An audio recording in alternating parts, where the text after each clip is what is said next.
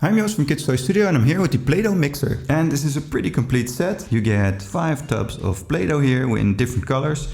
And I like the combination here of the brown and green, which you don't see very often.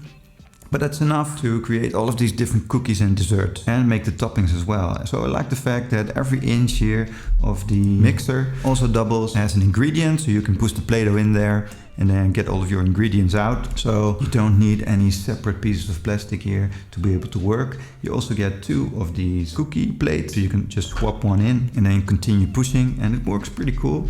You just push that down and that makes sure that the Play-Doh is pushed into the shapes very thoroughly, and you can instantly take that out and you have a cool and nice cookie here. You also get the spatula so you can scoop them out, and of course a little push action here for those fine motor skills so you can add a few toppings on your cupcake. It's pretty easy to put together. It's just a few steps so anyone can do it, and it's all right there in the book. And there are a few examples of what you can make on the box itself. There aren't any activity cards or anything, so that's maybe a minus here. So I suggest you keep the box so you can have these examples for your kids, at least for a little while, until they can create all of their own creations. So this really is a complete set for anyone who's into baking and want to pretend play and create nice sweet treats for their family. They both have a lot of activities. I like the stamping here of the Play-Doh restaurant set a little bit better than the activity here of the pizza oven, which just spins around. And they both have a lot of ingredients here. Of course, the pizza oven is all centered around pizza, and there are a few pizza parts in the restaurant set as well. And there are a few more different ingredients in the restaurant set, so it is a little bit more versatile. This is only centered around making pizza. There are a few more interactive things here with the pizza set though, with a garlic press and the spatula, which is a little bit larger than in the